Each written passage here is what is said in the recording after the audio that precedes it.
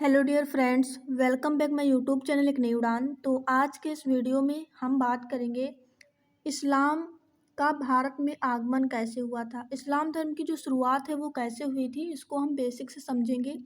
तो आप सब इस वीडियो में बने रहें लास्ट तक। वीडियो अच्छा लगे तो फ्रेंड्स और रिलेटिव में शेयर करें। चैनल पर पहली बार हैं तो सब्सक्राइब ज़रूर कर लें, जिससे इसी तरह की इंपॉर्टेंट जानकारी आपको मिलती रहेगी हमारे चैनल के माध्यम से। तो समझेंगे इस्लाम का भारत में आगमन कैसे हुआ था। अगर हम बात करें इस्लाम धर्म की, तो अल्लाह के प्रति पूर्ण विश्वास, समर्पण एवं निष्ठा ही इस्लाम है। इस्लाम का उदय अरब देश के मक्का में हुआ था। कहाँ हुआ था? अरब देश के मक्का में जो है इस्लाम का उदय हुआ था और धीरे धीरे पूरे विश्व में इसका प्रसार हो गया। 7वीं शताब्दी में भारत पर अरबों के आक्रमण के बाद भारतीय लोग इस्लाम से परिचित हुए और धीरे धीरे इस्लाम भारतीय संस्कृति का अंग बन गया। क्या हुआ? जो इस्लाम धर्म था वो 7वीं शताब्दी में भारत पर अरबों के बाद, अरबों का जब आक्रमण हुआ था भारत पर, कब हुआ था? 7वीं शताब्दी में। उसी के बाद इस्लाम धर्म का जो है से परिचित हुए थे भारतीय, और धीरे धीरे इस्लाम धर्म जो है भारतीय संस्कृति का एक अंग बन गया। नेक्स्ट है इस्लाम धर्म की शुरुआत कैसे हुई। अगर बात करें इस्लाम धर्म की शुरुआत की, तो इस्लाम धर्म की शुरुआत यह अरब देश की बात है। वहाँ के मक्का नामक शहर में सन 570 में ईस्वी में हजरत मोहम्मद साहब का जन्म हुआ। कब हुआ? 570 में। कहाँ पर? मक्का नामक शहर में।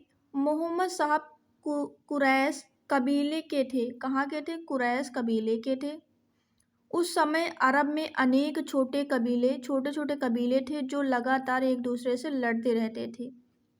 ये लोग बहुत सारे देवी देवताओं की पूजा करते थे। नेक्स्ट पॉइंट है हजरत मोहम्मद इन कबीलों के बीच में आपसी सौंदर्य एवं भाईचारा बढ़ाने के लिए यह संदेश देने लगे कि ईश्वर एक है, एकमात्र अल्लाह की सीधे और सरल तरीके से प्रार्थना करनी चाहिए। मोहम्मद साहब ने कहा कि अल्लाह को मानने वाले सब लोग बराबर हैं और एक हैं। किसने कही ये बात? हजरत मोहम्मद साहब ने कहा कि अल्लाह को मानने वाले सब लोग बराबर और एक हैं। प्रारंभ में मक्का शहर के कई लोगों ने मोहम्मद साहब की बातों का विरोध किया था। यहाँ तक कि मोहम्मद साहब को मक्का छोड़कर 622 ईस्वी में दूसरे शहर मदीना जाना पड़ा था।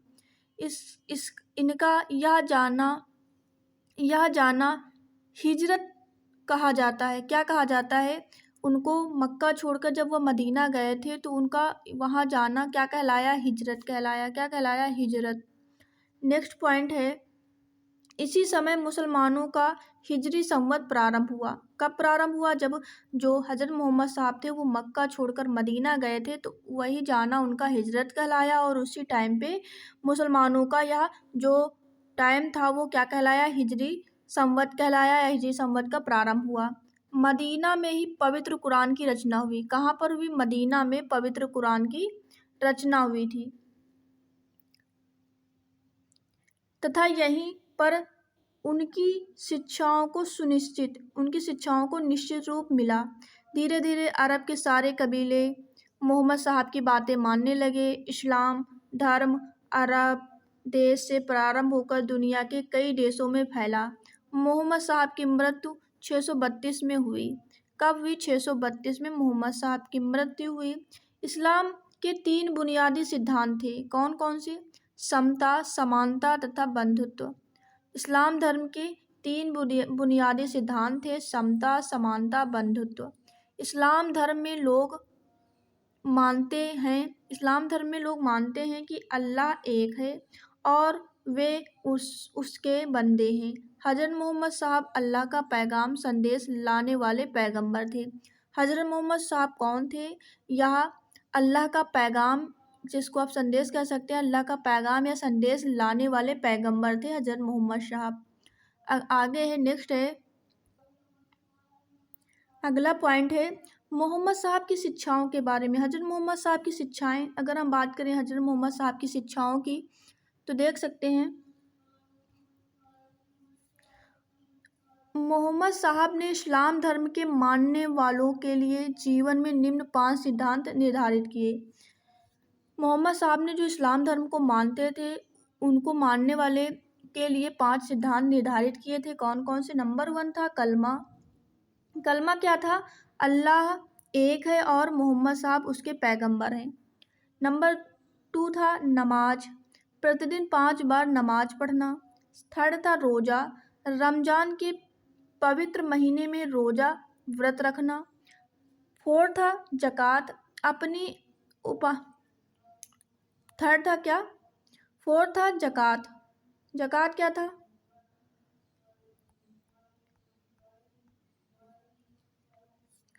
फोर्थ था ज़कात। ज़कात क्या था? अपनी उपार्जित आय का 40वां हिस्सा गरीबों को सहायतार्थ करना देना।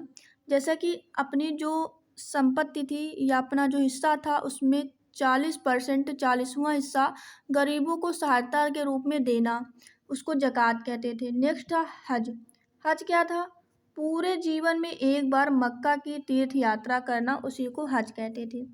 पूरे जीवन में एक बार मक्का की अगर आपने यात्रा की तो वो कहलाता था हज। नेक्स्ट है मोहम्मद साहब के मोहम्मद साहब के देहावसान के बाद अरब खलीफाओं का प्रभुत्व स्थापित हो गया। खलीफा पैगंबर के उत्तराधिकारी के रूप में मुस्लिम जगत के धार्मिक गुरु तथा राजनीतिक प्रशासक होते थे। इन्होंने अपना साम्राज्य अरब देश के सीरिया, इराक, ईरान, मिस्र, उत्तरी अफ्रीका तथा स्पेन तक फैलाया। उसके बाद नेक्स्ट है भारत में इस्लाम धर्म। भारत में जो इस्लाम धर्म की शुरुआत हुई उसके बारे में समझेंगे। अगर हम बात करें इस्लाम धर्म की, भारत में शुरुआत की या इस्लाम धर्म की, तो भारत में इस्लाम धर्म समय समय पर कई तरह से आया हुआ फैला। जैसे अरबों द्वारा भारत पर आक्रमण से अरब व्यापारियों के माध्यम से ईरानी शरणार्थियों और सूफी संतों के आने से भारत में इस्लाम धर्म का क्या हुआ? प्रचार प्रसार हुआ। और ये उसके निम्नलिखित कारण थे। नंबर 1 था अरबों का आक्रमण। भारत पर अरबों का पहला आक्रमण खलीफा उमर के समय 636 ईस्वी में कहाँ पर हुआ था? थाना में, पश्चिमी तट पर हुआ था। थाना में कहाँ पर? पश्चिमी तट पर हुआ था और यह आक्रमण सफल नहीं हुआ। इस आक्रमण से भारतीय लोग सबसे पहले इस्लाम धर्म मानने वालों के संपर्क में आए। कब आए थे? जब थाना यानी पश्चिमी तट पर यह आक्रमण हुआ और यह आक्रमण जो था वो सफल नहीं था। उसी टाइम पे इस्लाम धर्म को मानने के संपर्क में कौन आए? भारतीय जो थे वो इस्लाम धर्म को मानने वालों के संपर्क में आए। इसके बाद समय समय पर भारत पर अरबों का आक्रमण होता रहा। इसमें पूर्ण सफलता मोहम्मद बिन कासिम को प्राप्त हुई। मोहम्मद बिन कासिम कौन था? यह जो था 712 ईस्वी में इनके द्वारा जो आक्रमण किया गया था 712 में, और मोहम्मद बिन कासिम जो था वो सफलता उसने प्राप्त की थी। आक्रमण किया था तो वह सफल हुआ था। कब किया था? 712 में। कहाँ पर किया था? सिंध के शासक राजा दाहिर को पराजित किया था और सिंध पर अरबों का राज स्थापित किया गया। 712 में जो मोहम्मद बिन कासिम थे, उन्होंने 712 में सिंध के शासक राजा दाहिर को पराजित किया था और सिंध पर अरबों का आक्रमण जो है करने के बाद अरबों का राज स्थापित हो गया था। नेक्स्ट पॉइंट है अरब व्यापारी जो इस्लाम धर्म को मानते थे, भारत के पश्चिमी तट पर व्यापार करने आते थे। वहाँ के बंदरगाहों में छोटी छोटी बस्तियाँ बनाकर बसे। राजाओं ने उन्हें बसने में मदद की, उन्हें अपने घर गोदाम बनाने के लिए ज़मीन दी। इन व्यापारियों के प्रभाव से आसपास के लोग इस्लाम धर्म से परिचित हुए। जब वो आसपास जो है व्यापारियों के से प्रभावित हुए और क्या हुआ उसके बाद? वो इस्लाम धर्म से परिचित हो गए। नेक्स्ट पॉइंट है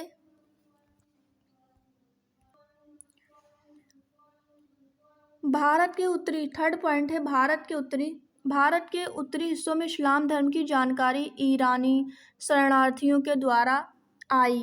सन 900 ईस्वी के लगभग ईरान देश पर तुर्क कबीले हमले कर रहे थे। इन हमलों से बचने के लिए कई ईरानी लोग भारत आए। उनमें कई लोग कारीगर थे और कई लोग संत थे। कुछ सिपाही भी आए जो भारतीय शासकों की सेनाओं में शामिल हो गए। ये ईरानी लोग मुसलमान थे। इनके संपर्क में आकर बहुत से लोगों को इस्लाम के बारे में जानकारी मिली। फोर्थ पॉइंट है, 12वीं शताब्दी के अंतिम दशक से भारत में तुर्क लोगों ने अपना राज स्थापित किया था। इस समय तक तुर्क लोग भी इस्लाम धर्म मानने लगे थे। तुर्की के साथ बड़ी संख्या में ईरानी, अफगानी, खुरासानी लोग भी भारत आकर बसे। नंबर 5 पॉइंट है, 12वीं शताब्दी से 16वीं शताब्दी के बीच कई ऐसे संत हुए जैसे कबीर, नानक, तुकाराम, रामानंद, जिन्होंने साधारण भाषा में दोहे और गीत गाए जो ईश्वर के प्रति भक्ति भाव से भरे थे। इन्हीं भक्त संतों की तरह कई मुसलमान संत भी थे जो सूफी संत कहलाए। अजमेर के ख्वाजा मुइनुद्दीन चिश्ती, पंजाब के बाबा फरीद, दिल्ली के निजामुद्दीन औलिया बहुत जाने माने सूफी संत थे। सूफी संतों के विचार भक्त संतों के विचार से मिलते जुलते थे। सूफियों ने इस बात पर जोर दिया कि सच्चे दिल से अल्लाह को प्रेम करना और अपने बुरे कर्मों का पश्चाताप करना अल्लाह को पाने का सही तरीका है। इन संतों के विचारों की मदद से हिंदू और मुसलमान लोगों ने एक दूसरे के धर्म की समान बातें समझी। लोगों के बीच यह विचार बैठने लगा कि एक ही ईश्वर है। उसे अल्लाह, ईश्वर, परमेश्वर, भगवान जैसे नामों से जाना जाता है। उसके बाद क्या हुआ? मिलने जुलने के क्या फायदे हुए? जब दो अलग अलग संस्कृति के लोग आपस में मिलते हैं तो एक दूसरे से बहुत कुछ सीखते हैं। जब अरबी लोग भारत आए तो वे अपने साथ अरब के रीति रिवाज, धर्म, इस्लाम लाए। अरबी तथा भारतीयों ने एक दूसरे से बहुत कुछ सीखा। इससे इनके रहन सहन, जीवन में बदलाव आया और अरबों ने कई भारतीय ग्रंथों का अरबी भाषा में अनुवाद भी किया। जैसे बात करेंगे कि भारतीयों ने अरब से क्या सीखा और अरबियों ने भारतीयों से क्या सीखा। सबसे पहले भारतीयों ने जो है अरबों से सीखा था कागज़ बनाना, चरखे से सूत काटना, सिले हुए कपड़े, सलवार कमीज, ये सारी चीज़ें भारतीयों ने सीखी थी। किससे? अरबों से सीखी। खान पान, कचौड़ी, समोसा बनाना, ये सब किसने सीखा था? भारतीयों ने अरबों से सीखा था। खान पान की अगर हम बात करें तो कचौड़ी, समोसा बनाना, ये सब भारतीयों ने सीखा था। किससे? अरबों से। अब बात करेंगे अरबों ने भारतीयों से क्या सीखा। हिंदी संख्या से अरबी संख्या का बनाना, ये सीखा था अरबों ने भारतीयों से। संख्या की गणना करना, ज्योतिष, गणित, शतरंज का खेल और भारतीय संगीत। उसके बाद नेक्स्ट पॉइंट है चिकित्सा शास्त्र, आयुर्वेद का ज्ञान, ये अरबों ने भारतीयों से सीखा था। तो आज के वीडियो में इतना ही रखते हैं। हम नेक्स्ट पार्ट में इस्लाम धर्म के बारे में डिटेल से जानेंगे और जो भी रिमेनिंग है उसको नेक्स्ट पार्ट में समझेंगे। तो आज के वीडियो में इतना ही। अगर वीडियो आपको अच्छा लगा हो तो वीडियो को आप लोग ज़्यादा से ज़्यादा शेयर करें। चैनल पर पहली बार है तो सब्सक्राइब कर लें और इसी तरह की जानकारी के लिए हमारे चैनल के साथ जुड़ें, जिससे आपको आगे आने वाले वीडियो उनका नोटिफिकेशन सबसे पहले मिलता रहेगा। तो फिर मिलते हैं नेक्स्ट पार्ट में। तब तक के लिए thanks for watching this video.